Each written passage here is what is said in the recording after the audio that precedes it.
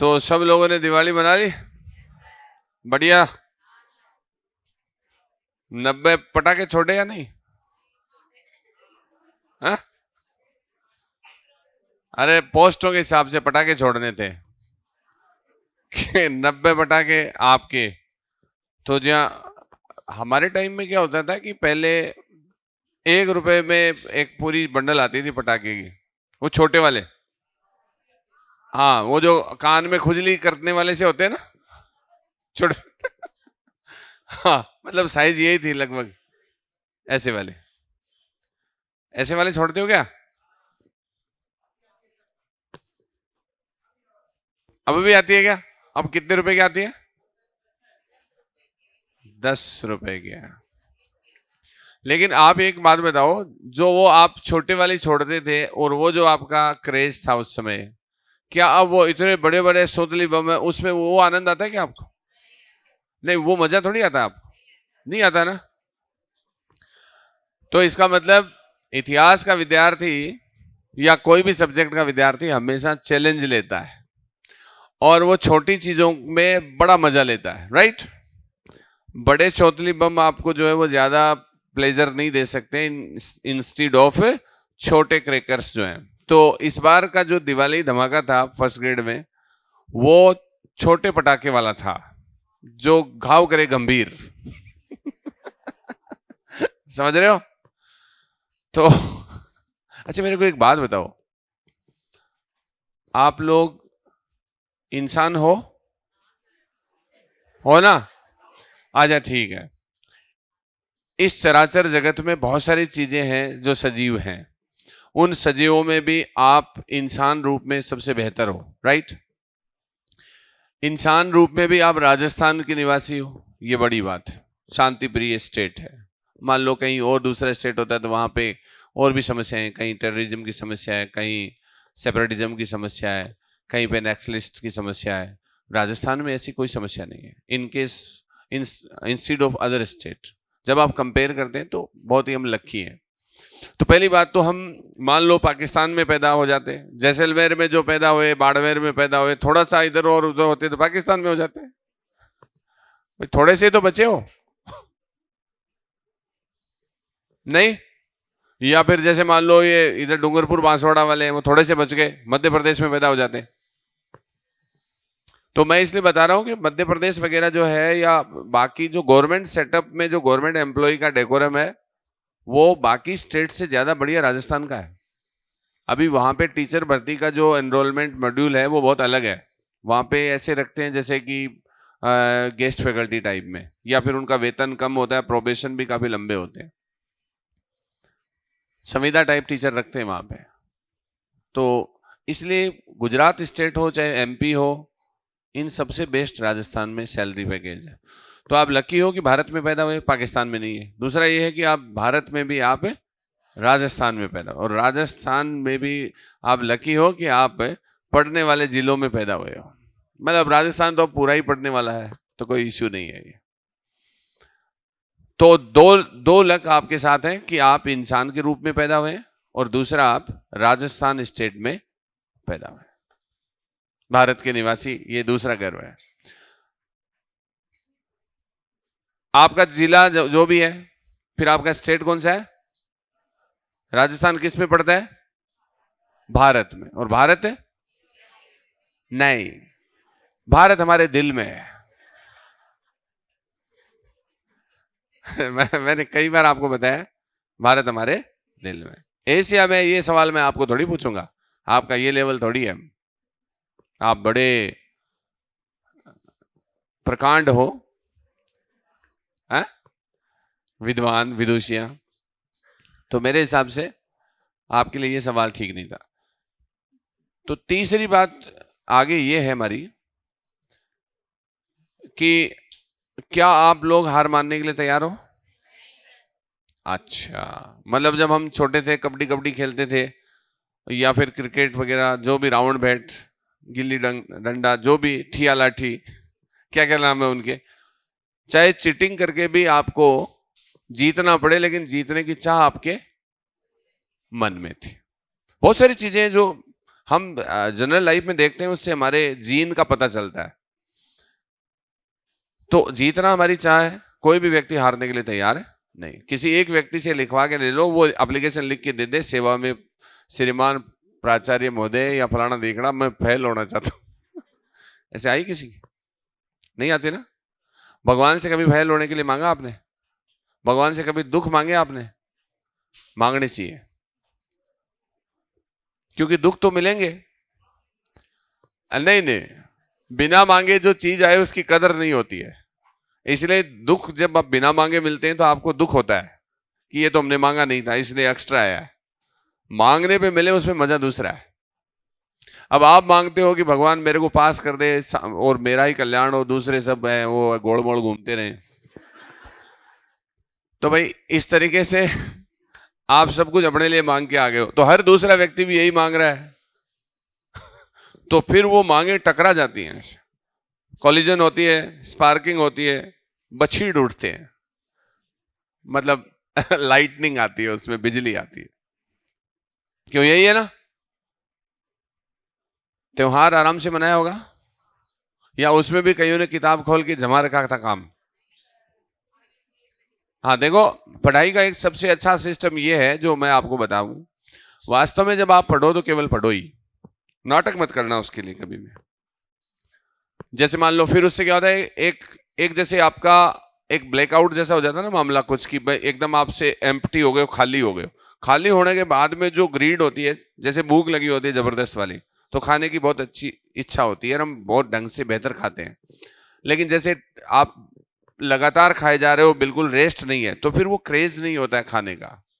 फिर आप कभी भी अपने आप को इतना प्लेजरफुल फील नहीं करोगे कि यार खाएं। रूटीन में खा रहे हो, रोज खा रहे हो, तो खीर पकवान का भी मजा नहीं आएगा। लेकिन जबरदस्त भूख है, तो वो भूख किससे लगती है? फास्ट करने से। और फास्ट एजुकेशन में क्या होता है? गैप होता है, स्टडी गैप होता है। तो जो त्योहार है वो एक स्टडी गैप क्रिएट करता है आपको, और स्टडी गैप जो होता है वो आपको नई चीजों को चेंज करने के लिए मोटिवेट करता है। कई बार क्या होता है कि हम बिल्कुल पढ़े जा रहे हैं, बिल्कुल ईमानदारी से पढ़ रहे हैं, सुबह शाम जो हमारा रूटीन है, उस रूटीन से भी हम बोर होते हैं। इसलिए उसमें हॉलीडे ब्रेक होना चाहिए। इसीलिए लोग घूमने जाते हैं, लोग माउंटेनिंग करते हैं, पेड़ों पे चढ़ते हैं। ये सब हमारे पूर्वज भी करते हैं। रामापीथेकस ऊपर रहते थे। रामापीथेकस ड्राई फ्रूट खाने जाते थे। तो आज इतिहास में हिस्ट्री रिपीट इटसेल्फ, इतिहास अपने आप को दोहराता है। तो हर बच्चा छोटा होता है, उसको रोकते हैं हम, नीचे ऊपर मत जाना, लेकिन बच्चा फिर भी छोटे छोटे पेड़ पे, बड़े बड़े पेड़ पे या ऊंची दीवारों पे चढ़ जाता है, क्योंकि हमारे पूर्वज रामापीथेकस थे जो ऊपर ही रहते थे। ठीक है, छोटी छोटी बातों पे हम लोग लड़ते हैं, उसमें पत्थर भी उठा लेते हैं। तो प्रक्षेपास्त्र तकनीकी से पत्थर फेंकते हैं। इसका मतलब पाषाण काल के लोगों से हमारा डेवलपमेंट हुआ है, और पाषाण काल आज भी आपके जीवन में मौजूद है।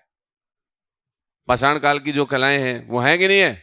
छोटे छोटे पैलियोज बनाना, पत्थर बनाना, उनको प्रोजेक्टाइल मेथड से फेंकना, लॉन्च करना, उसी से तो मिसाइल बनी है, उसी से अग्नि 5, 7 सब कुछ बन रहा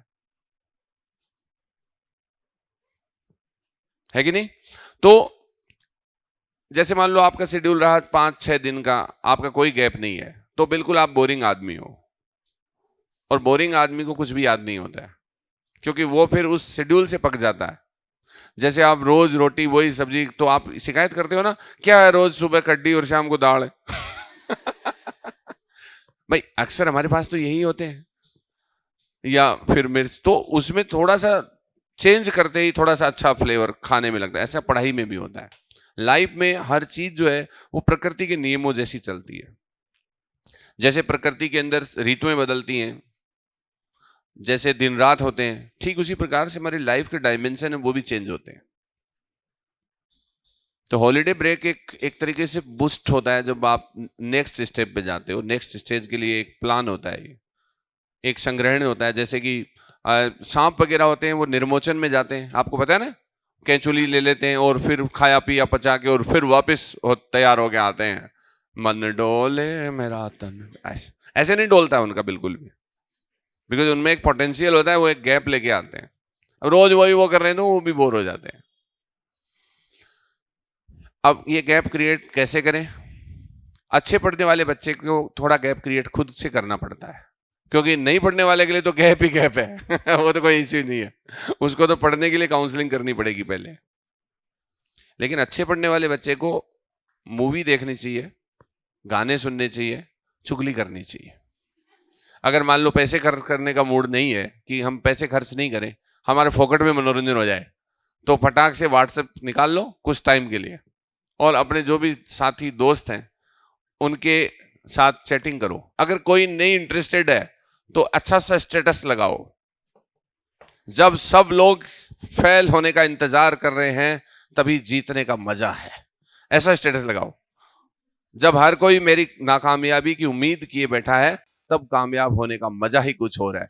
सबके आग लग जाएगी, साले पूछेंगे हेलो कैसे हो उनको लगेगा कि यार इस बार साला कोई गड़बड़ हो रहा है, समझ रहे हो? तो दूसरों को छेड़ने का एक बहुत अच्छा तरीका होता है, इससे पता चल जाएगा कि हाँ कौन कौन आपके शुभचिंतक हैं। जो वहां सबसे पहले मैसेज आएगा ना कि हाँ कैसे हो क्या कर रहे हो, इसका मतलब उसके लग गई है,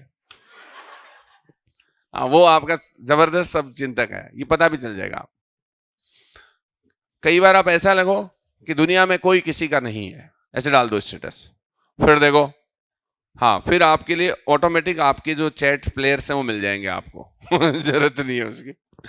लोग किसी का सुकून नहीं देख सकते। एक बार मुझे पूछा गया था, अब मैं आरएस वाला एग्जाम देता था, आईएएस मेंस देता था, आरएस मेंस, फिर साथ में ये सारे एग्जाम चलते थे, ये कॉलेज वाला भी हुआ था उसी समय। तो 2010 की बात है।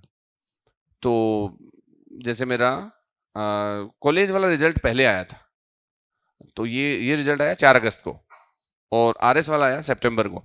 तो जैसे मैं इंटरव्यू दिया, इंटरव्यू देने के बाद में फिर नेक्स्ट डे मेरे जो कलीग्स थे, मैं नाम नहीं बताऊंगा, उन्होंने जो मतलब नौकरी में साथी थे वो स्कूल एजुकेशन में, तो उन्होंने मुझे फोन किया, भाई कैसे हो? मैंने कहा ठीक है, क्या रहा? तो फिर तो मैंने कहा वही रहा जो आप चाह रहे थे। तो उन्होंने कहा फेल हो गए क्या? तो अब आप ये देखो उनका जो पहला शब्द है वो ये था कि आप फेल हो गए क्या। तो उनके मन की बात निकल गई कि वो मेरा फेल होना ही चाह रहे थे,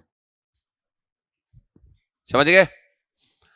अब इस दुनिया में आपसे कोई प्रेम नहीं करता है आपके पेरेंट्स के अलावा। लिटरली कई बार तो हस्बैंड वाइफ में भी कॉन्फ्लिक्ट होते हैं। अगर वाइफ अच्छा कर रही है तो हस्बैंड की स्थितियां खराब हो जाती हैं, वो किसी उजड़ी हुई रियासत के लुटे हुए सुल्तान की तरह हो जाते हैं कि यार ये रियासत तो समाप्त हो रही है और पता नहीं ये रियासत किसी दूसरी रियासत से समझौता कर ले तो ये बड़े कॉम्प्लिकेशन होते हैं। तो कई बार हस्बैंड, मैंने ऐसे कई हस्बैंड भी देखे हैं जो अपनी पत्नी की रिपोर्ट कार्ड इस तरीके से चेक करते थे कहीं पास तो नहीं हो रही है रोटियों की समस्या हो जाएगी, कोई और हो जाएगी, समझ रहे हो? ऐसा भी होता है और ऐसे उदाहरण भी है हमारे पास। इसलिए होता है, वो अनसिक्योर इसलिए फील करते हैं क्योंकि कहीं ना कहीं लोचा होता है, कहीं वो चाहे 1-2% ही हो लेकिन वो एग्जाम्पल है, इसलिए फेल होने की उम्मीद भी करते हैं। मेरे एक बहुत ही नामचीन साथी थे, तो उन्होंने कहा कि यार नेट का रिजल्ट आया है। मैंने कहा हाँ ठीक है आया है। तो यार देखो देख कहीं के लुगाई का तो नहीं हो गया है मैंने कहा क्या? अरे तो बोले यार फालतू में नेट से उड़ जाना तो कुछ है नहीं, लेकिन फालतू में उसको वो हो जाएगा कि नेट हो गई है तो फिर वो मेरे को जीने नहीं देगी। ये भी होता है। तो ऐसी ईर्ष्याएं भी होती हैं और ये ह्यूमन बिहेव है। इसलिए मैं ये कह रहा हूं कि आपके आप ही हो, ये आपके पेरेंट्स हैं। पेरेंट्स आपको बता के कहें कि हम आपको पास देखना चाहते हैं तो वो तो सूरज को रोशनी दिखाने जैसी बात है, क्योंकि वो तो इनबिल्ट है, वो तो चाहेंगे कि आप पास हो, बाकी कोई नहीं चाहेगा। भाई ये पड़ोस वाला नहीं चाहता कि तुम पास हो, तुम्हारे से नोट सब ले सकते हैं, सारा ज्ञान तुमसे चुरा सकते हैं, लेकिन तुम्हें देने की बारी आएगी तो नहीं देंगे, समझ रहे हो? और एग्जाम हॉल में किसी से आप डिस्कस भी नहीं करें, क्वेश्चन को आपको सही भी नहीं बताएगा, इसलिए जो भी आपको आ रहा है वही करना है, समझ रहे हो? मैंने पीछे मुड़ के देखा, मेरा एक बहुत ही बेहतरीन मित्र ने मुझे गलत बता दिया और मेरे जो नंबर आने चाहिए जो मैं कर रहा था वो उसको काट के मैंने लिख दिया मेंस में, और मुझे चंद नंबरों से डिफीट मिली, वरना मैं शायद अच्छी जॉब में चला जाता। मतलब JCTO में जब मैं सिलेक्ट हुआ तो उससे ऊपर वाला जो मुझे मिल रहा था वो सिर्फ नंबर 1 का मामला था। तो ये समस्याएं हैं, तो इसलिए आपका कोई नहीं है इस दुनिया में, आप अकेले आए और अकेले ही जाओगे। बाकी सब मोह माया है, आप समुद्र के पानी की तरह हो और बाकी सब आपके पर्याय हैं जो लहरों की तरह है।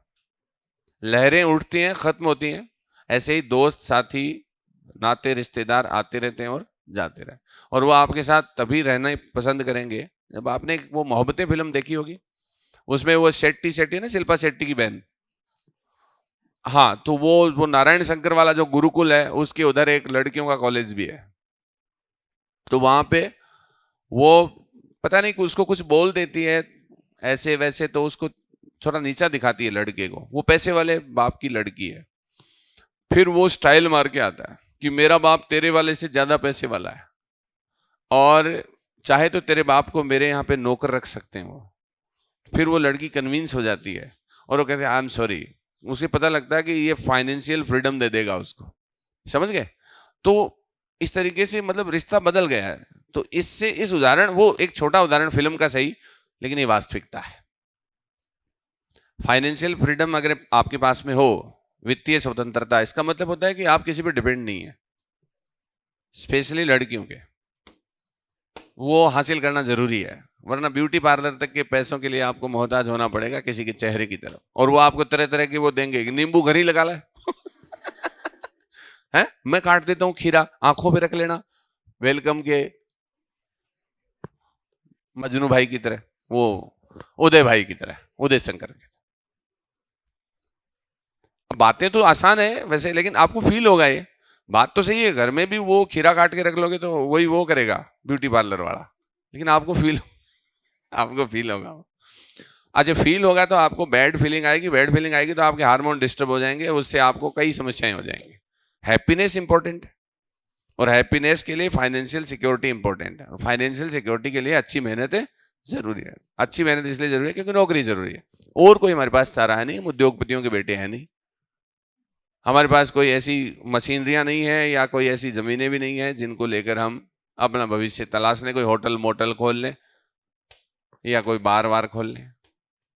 हमारे पास तो अगर नौकरी नहीं लगे तो बार तो है नहीं, बार बार जरूर है बारे बारे।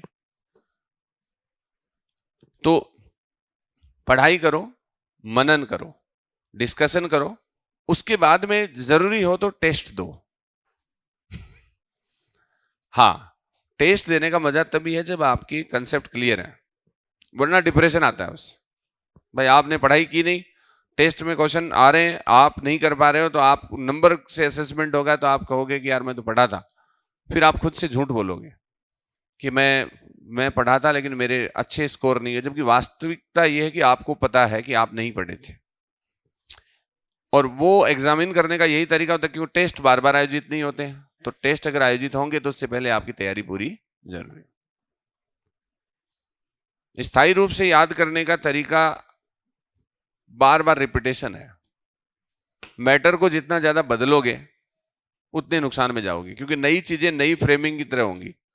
घर का रास्ता जैसे याद है क्योंकि रोज आते हो और जाते हो, घर में कौन सी सामान कहाँ रखा हुआ है, एक बर्तनों की टोकरी में जो जो सामान जहां जहां रखा हुआ है, यहाँ पे चम्मच लगाई, यहाँ पे चाकू है, यहाँ पे लाइटर है, तो सब पता है, तो अब बात करते करते निकाल लो आए आए ऐसे।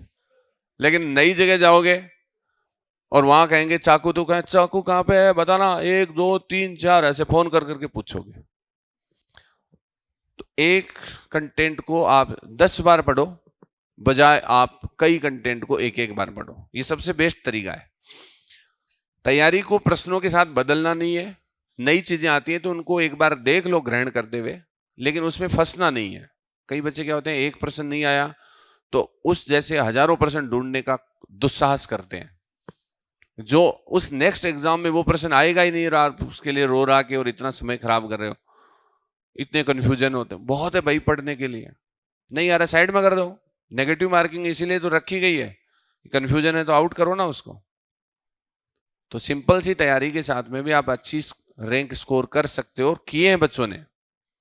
फर्स्ट रैंक होल्डर लोग भी ऐसे रहे हैं जिन्होंने औरों से कम पढ़ा लेकिन क्वालिटी में पढ़ के ज्यादा नंबर ले आए।